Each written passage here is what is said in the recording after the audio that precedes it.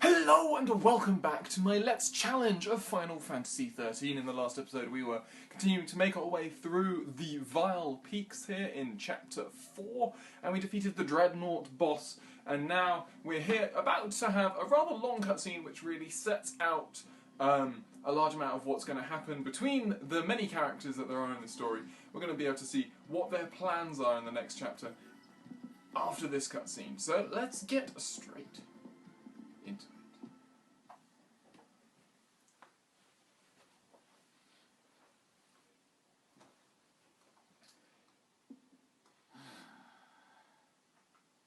Not much of a future for us, huh?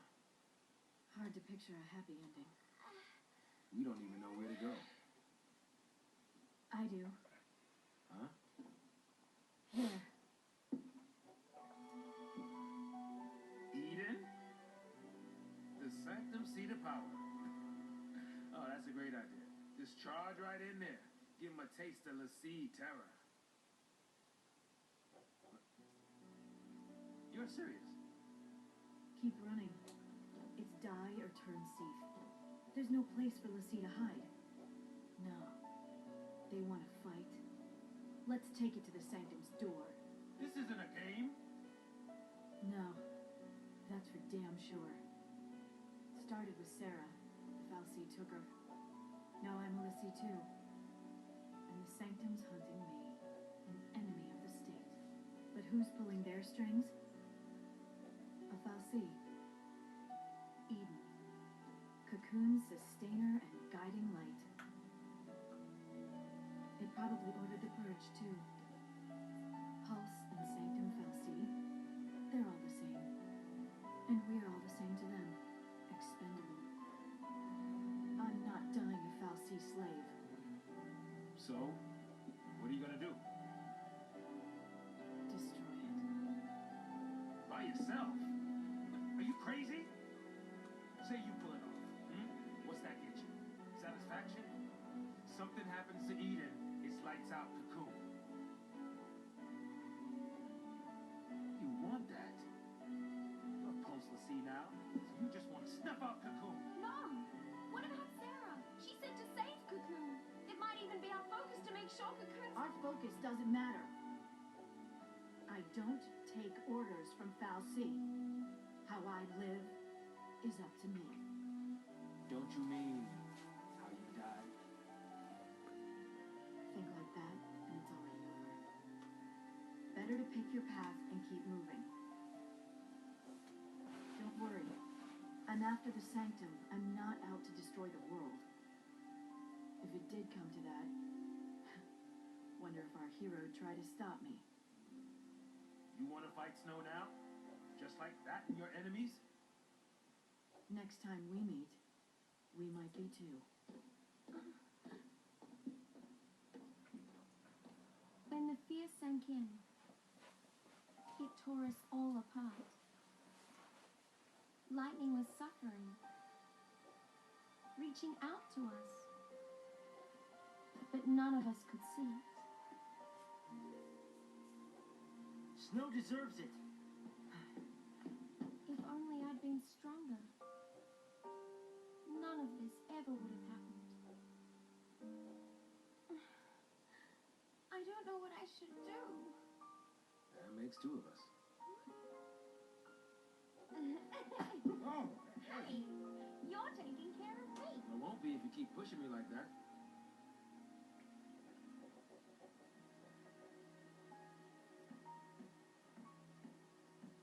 Wait for me!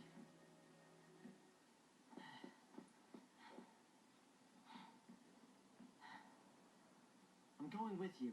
I can't babysit you anymore. I can fight. I'm not afraid.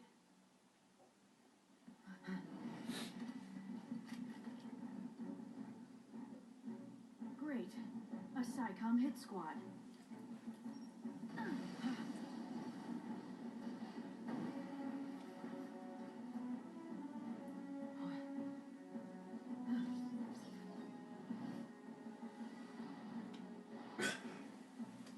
So there we have it, our team is now completely divided, and what are we going to be able to do here? So, We now are stuck with Light and Hope as one of our teams, and we've got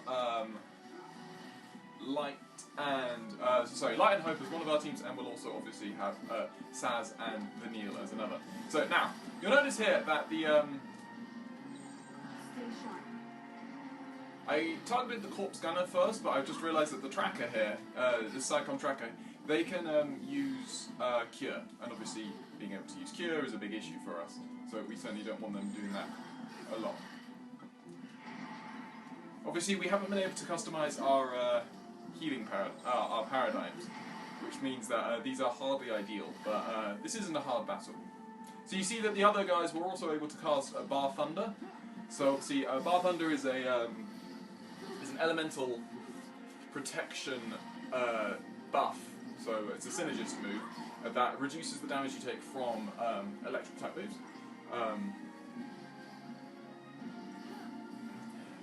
But as you can see, once we thin these guys out, they're not too difficult at all, really.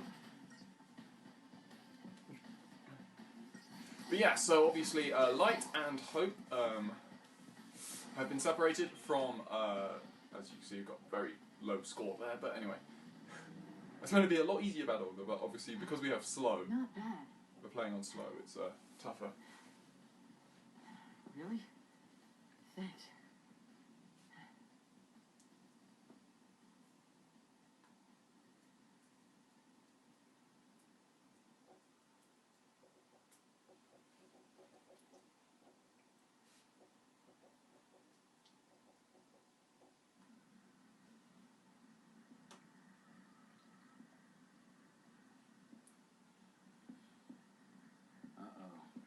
Army's out to play. What now? What now? I mean, we could stay here, but shouldn't we? Run? Huh? We should run. If we rush in now, we'll just get in her way. You know, you're right. I guess. I mean, it's not like Lightning needs any help.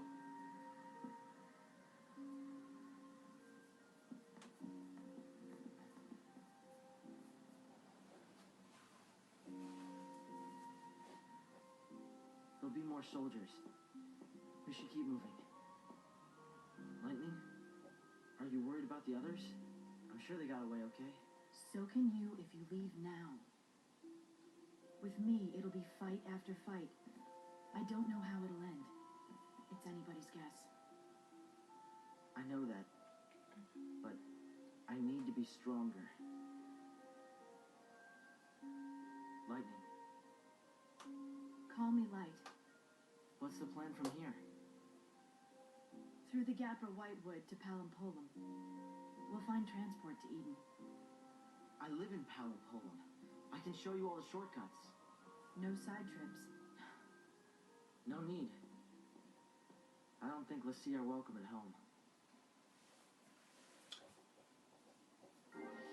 So here we have the new battle team of Lightning and Hope, and obviously we're going to start off by customizing our paradigms very quickly. So, slash and burn, standard damage, dual casting for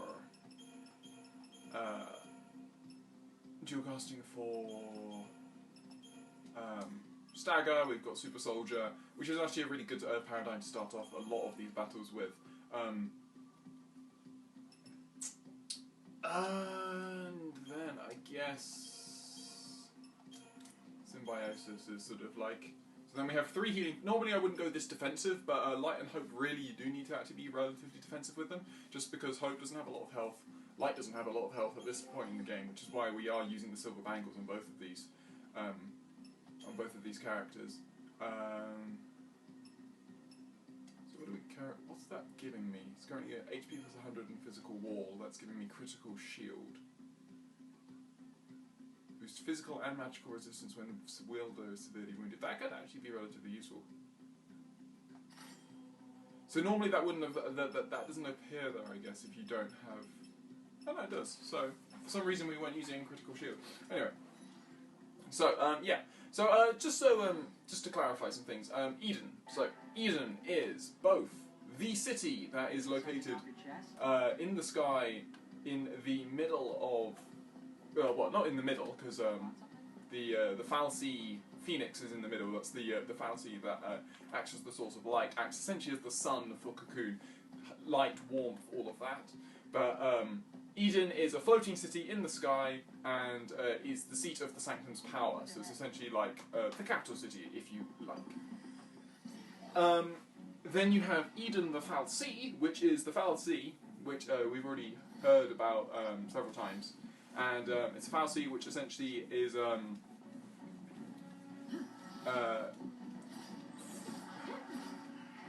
which gives a console to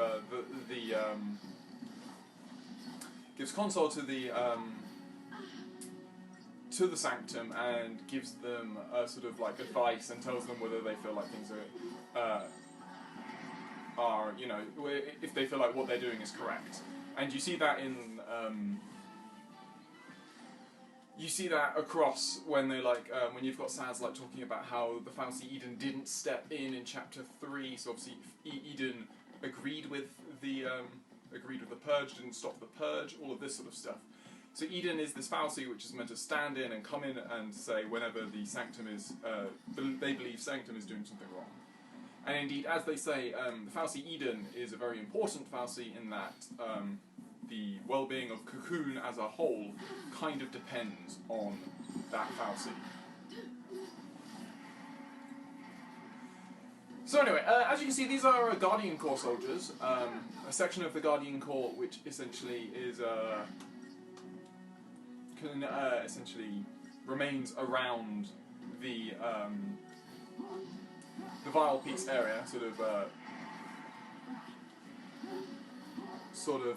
I guess, patrols the Vile Peaks area. So these aren't Psychon soldiers as such, they are Guardian Corps soldiers, but obviously, in many ways, the two forces are both Cocoon-based and so hate everything Pulse, so naturally they're going to be fighting us.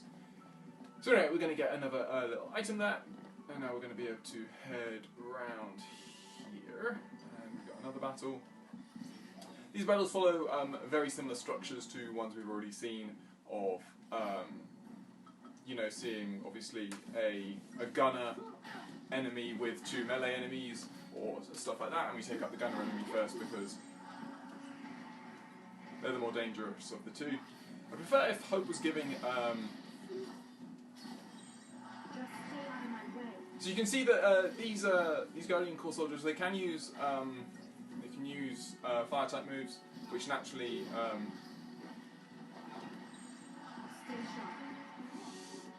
increases their danger a little bit, not a huge amount. They're not the scariest things. As you can see, they're weak to both fire and ice, and are actually defensive against lightning, which sort of makes no sense as to why they keep casting Bar Thunder, because they're already resistant to it. So why on earth do they need to? Why on earth do they need to continue increasing their resistance to it, as it were? So we're going to be able to continue moving down here. There's the next enemy. You might have just seen it pop across there. It's called an Ulan. They're not too worrying, to be honest. They're a bit more worrying when they come in big groups, but there's a reason to get a Libra scope, actually. But we should be able to get a preemptive on this guy. Did we? Yes, we did. Always useful to get preemptives.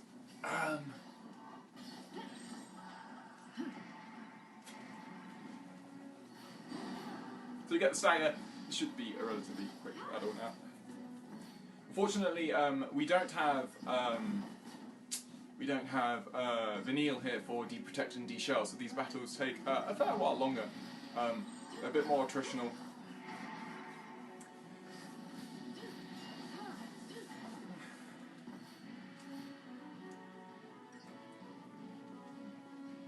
But again, nothing really to be too worried about, as we're nearing the. This is towards the end of the Vile Peak section of this game. We should finish it off by the end of the stack. No problem.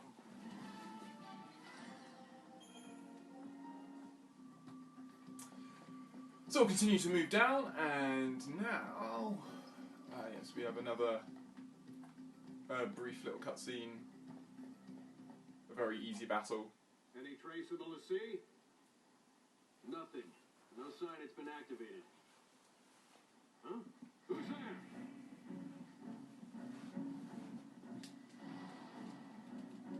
So these are Cyclone soldiers, but they're much weaker than the core, the Guardian Corps soldiers that we've seen previously.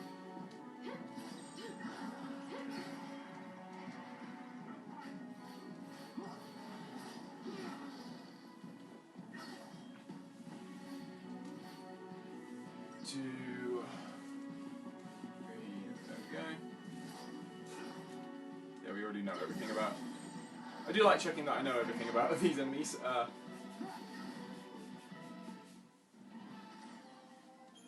As I've said before, I like maxing out my dex.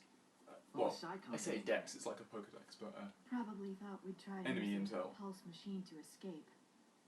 Maybe we should try it. What does this do? Hey, you're gonna hurt yourself. Don't touch that. Wait, what if it works? Leave it.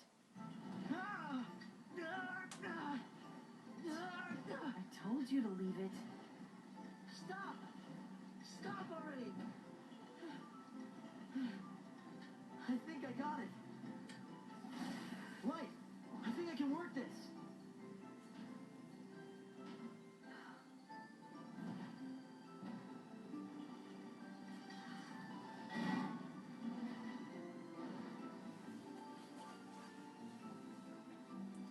And so we have the most random of minigames. This doesn't appear at all in the game after this. It's just here. I have no idea why. But we have Hope riding this, well, it looks like it's obviously very similar to a Dreadnought. And you get this little minigame. So essentially you see we get some power there. The power essentially accounts to every time we can attack, which is sort of a big sweep of our arms. And you can see, well, I would be able to see if I could control the camera. But you can see we've got lots of these sort of pulse work soldiers just sort of walking about. And essentially, there are some rewards at the end. So there are a couple of rewards at the end of this where you essentially get rewards based on how many of these enemies you've killed with just how many enemies you've killed in general and how many you killed with arm sweeps, essentially. And yeah, it's just really, really random. I have no idea what to say. You can also kill these enemies just by walking into them. But we should be able to do... Why on earth is the camera struggling so much? There we go. But yeah, so this is the section where literally I never find that I can actually kill all of these guys with arm sweeps, because they tend to move away from you. But the items you get aren't actually that great anyway, so it's nothing really to worry about. But yeah, so there you can see you can just walk into them. We will try and kill them all just because there's no point in wasting the item that you get for doing that. Come on. There we go.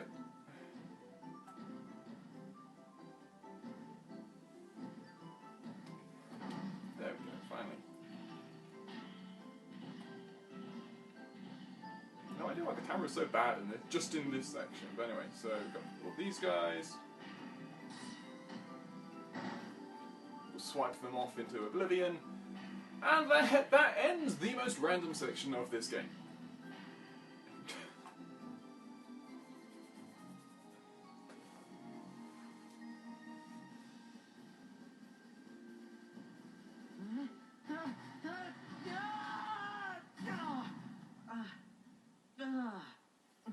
Nice landing.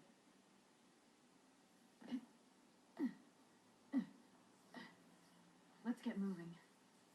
Just need a minute. I'm still a bit winded. You're too soft.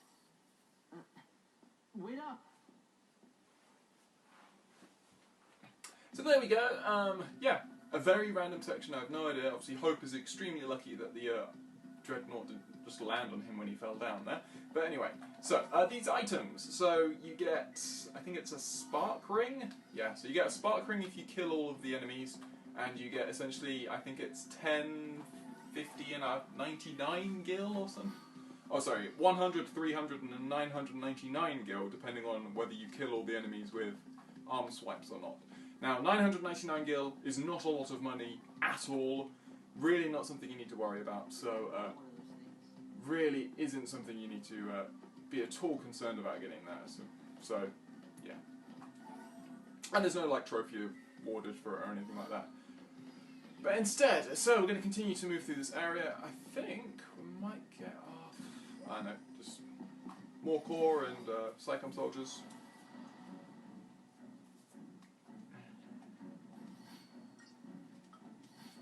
Eventually we'll get these guys combined with the Ulan and don't use protect. That's not what we want to see.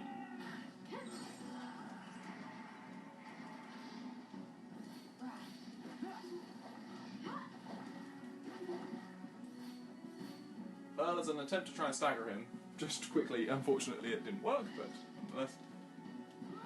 Yeah, you're doing a bit too much to hope, but oh well.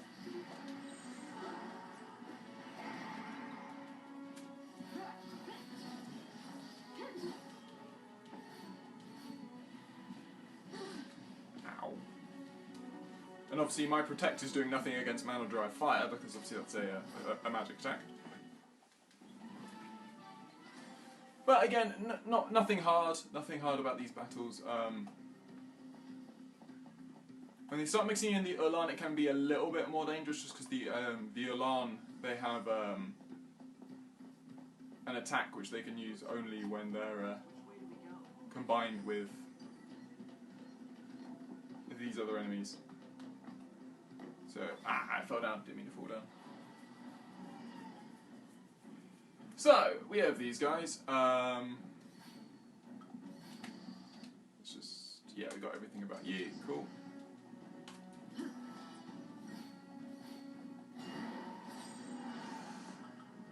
So the reason he does, so he's going to use Flag Strike Point, and we're just going to use Libra on this targeting beacon a couple of times. Just so we get all the information about it. You see, what that allows them to do is to use, it allows the Ulan to use guided missiles, and that's a slightly more powerful move. But to be fair, it's rather amusing that if it just so happens that we're just going to heal each other up, it makes more sense to do that.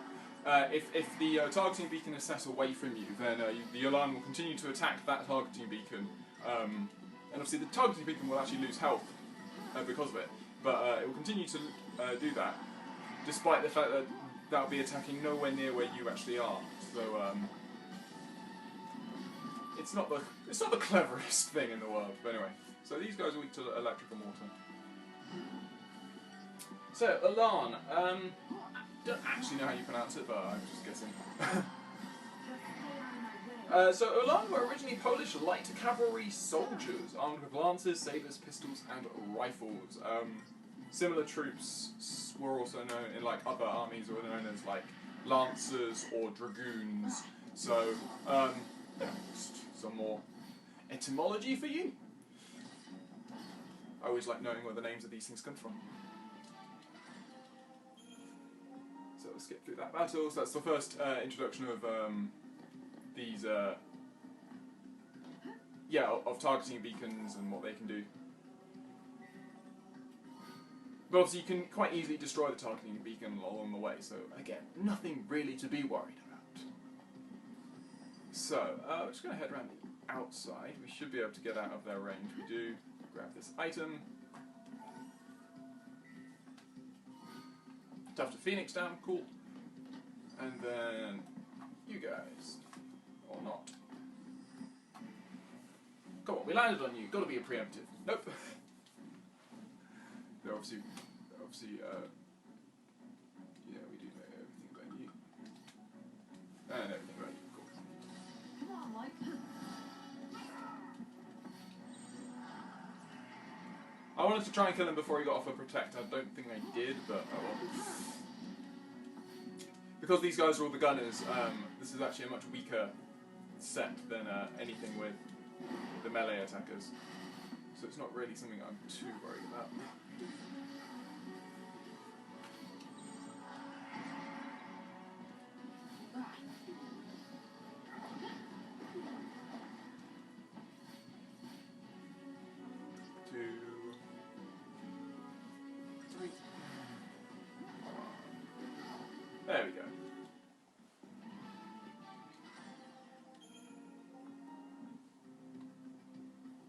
So another nice simple battle. We'll be able to move up through here. Guess we head for the White Room, huh? Yes, so indeed we do. Trying to circle around behind them, but doesn't matter. So now I have 2 trackers along with this alarm, so they'll both want to set up targeting beacons that will should just be able to destroy relatively fast.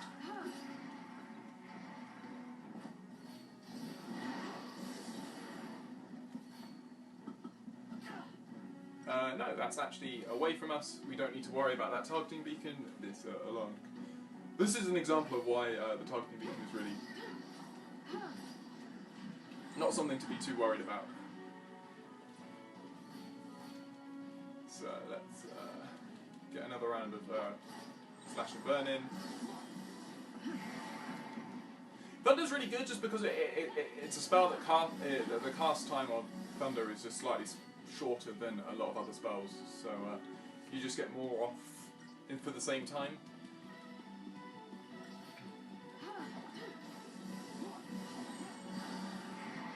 Nice. We should be able to take this guy out very, very fast. But there's nothing really to worry about battles in this little section. Obviously, you just gotta... I like starting off Super Soldier just because it really helps Hope, and if you can get Protect and stuff on him, Protect and Shell, you should just take him out. But the battle at the end of this chapter is actually relatively difficult, and we will need to worry about it. So, we should... Is this it? Yes, it is. Okay, so... Toughest battle easily so far. We will definitely save. That one.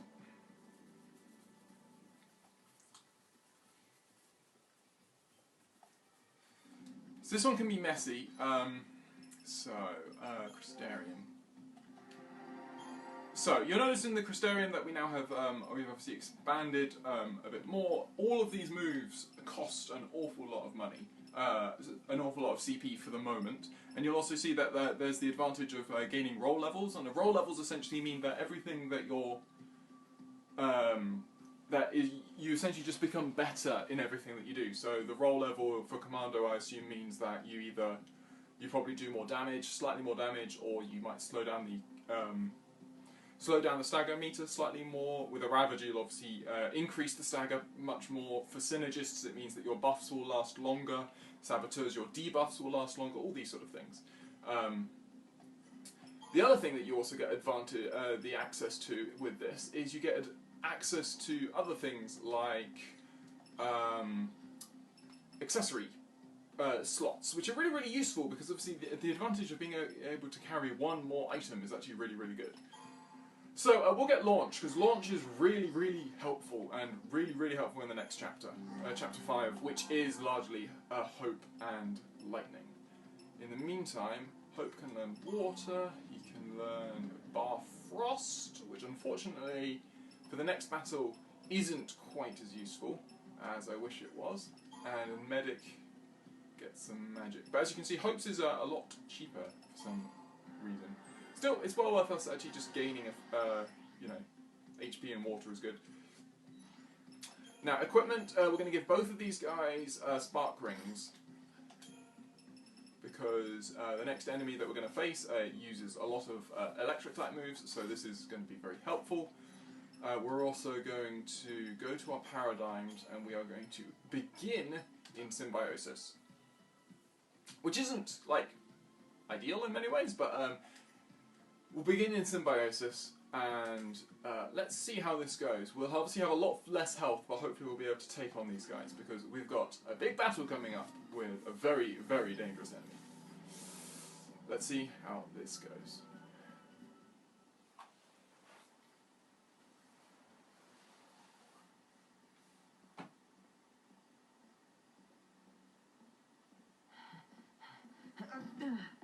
This isn't working. Huh? I mean, you're a liability. You'll just slow me down. What? I'm sorry, but I can't protect you when... You can't leave me here. You gotta take me with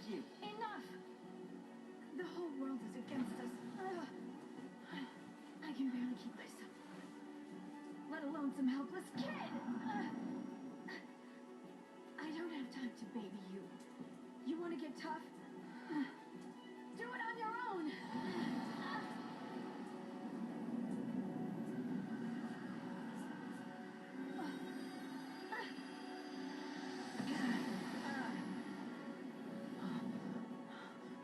This cannot be happening.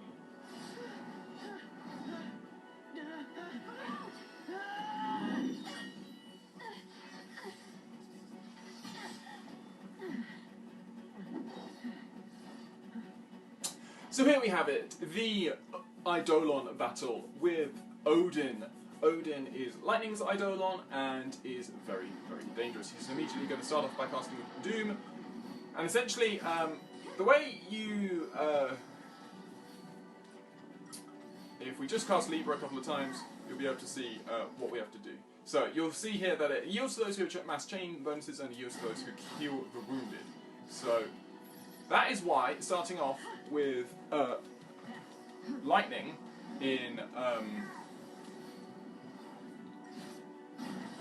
as medic is really, really useful because essentially we're going to spend a lot of this battle healing Hope. We really want Hope to get us both. If he can get us both, there we go. We want Shell as well. I probably should have gone with a. So we'll just get some time to get some.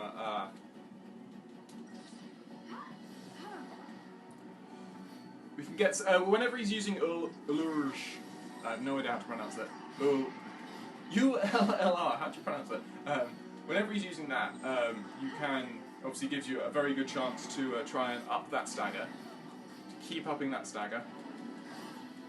You can see he does a bunch of damage to Hope very, very fast. But Thundara is a big threat, so that's why.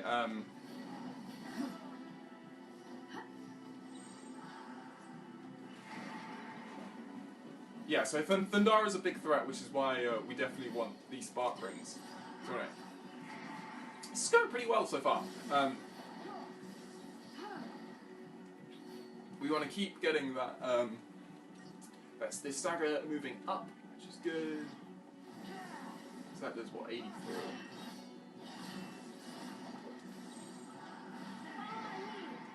Heal yourself, Hope.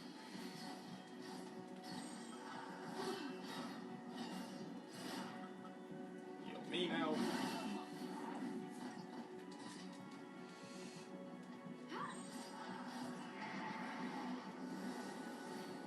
So he does a swap between the characters that he wants to attack quite a lot, and that can be very frustrating. We want to keep that moving up. So obviously Odin is no doubt many of you will know he's the All-Father of the gods in Norse mythology, and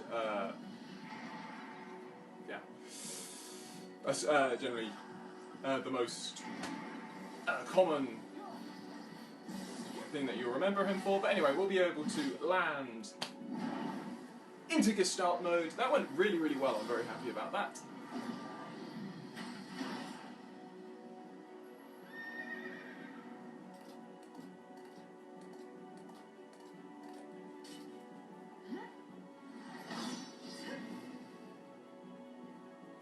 So there we have it, Lightning and her Eidolon Odin. We're going to obviously the Eidolon battles have ridiculously high target times every single time, and literally if you complete the because obviously they cast Doom, if you actually finish the battle, then you'll almost always, well no, you will always get 5 stars.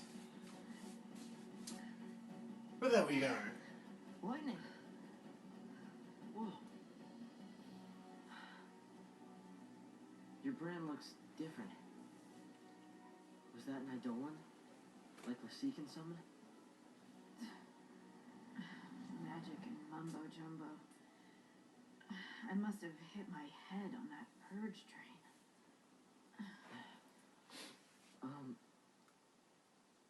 Am I really in your way?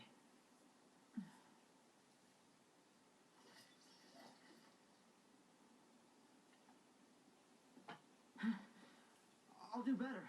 I'll try harder. We'll toughen you up. I'm sorry about before.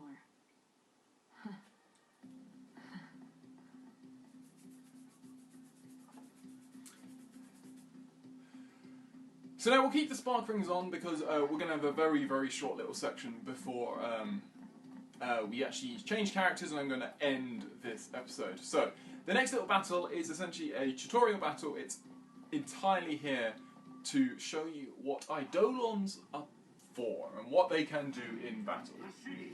Got my back? Yeah. So you can see this is a pretty, it looks like a not particularly nice setup with a couple of trackers and a couple of Ulan. But what we can do is, I didn't actually mean to start off with this, but anyway. So, anyway, we want to kill these rangers first, but now we'll be able to, when you go to techniques, you'll be able to summon. We can summon Odin here. Odin.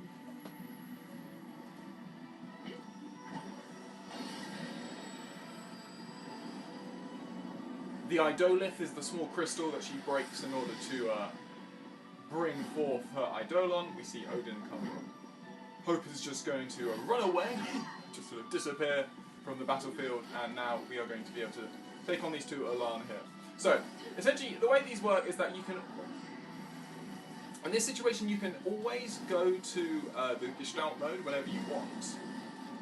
But the idea is that you'll see the pink bar below Lightning's health is the Gestalt meter, and it essentially tells you how long and how effective your Gestalt will be. So you want that to be as high as possible, that pink bar to be as high as possible. Obviously below you have Odin and the sort of the SP meter, which is how long he's actually going to last on the field. And that's going to decrease steadily, as you can see. So obviously our Gestalt meter is now maxed, which means whenever I go into Gestalt mode, which you want to do essentially as close to the end as possible, you can now go into Gestalt mode, which is obviously the, I suppose it's sort of like a vehicle form. So for Snow's Eidolon, which we've already seen, so the Shiva sisters, you would get, he would go on top of the bicycle. In this case, we are going to enter here, and so you can see the number of points that we have. You see the large number 18, which is decreasing. So essentially, I'm using the various moves here. So I'm currently using Stormblade. I can use Lightning Strike here. And essentially, what you want to do is you want to keep going down as low as possible before casting your ultimate move, which is in this case Zantekstukken.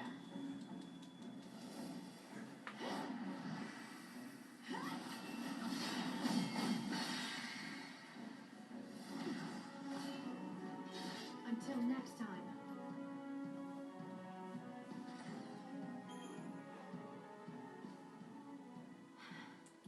We'll stop here. Sorry. Don't That's me. sweat it. I'll look around. You rest up.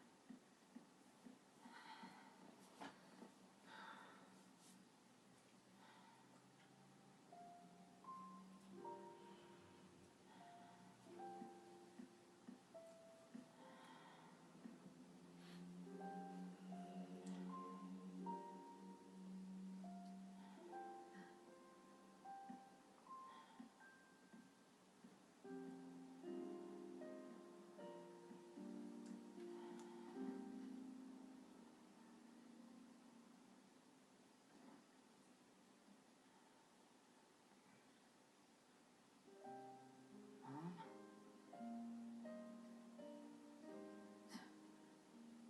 Not by a long shot.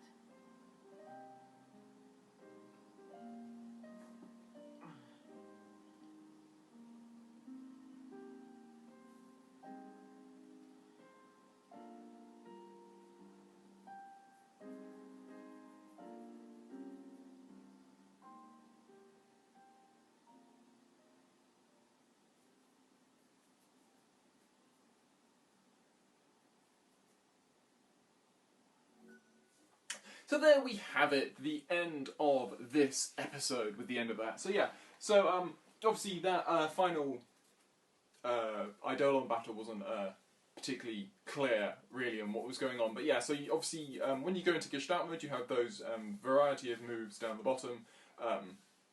You can obviously just keep tapping X, and X will do auto Gestalt, which will essentially do the move that the AI thinks is best.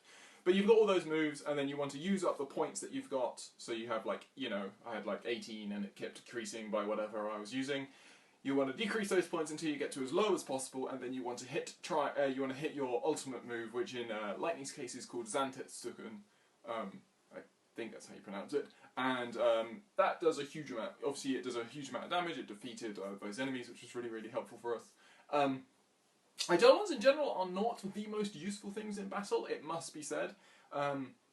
They essentially just don't have the damage output that you'd expect them to in sort of how big a part of the story they play and all this sort of stuff. They just don't have the damage output. So I won't be using Eidolons very frequently because quite often you want to save your TP, your technical points, the stuff that you use for Libra, but you also want to save that for other moves.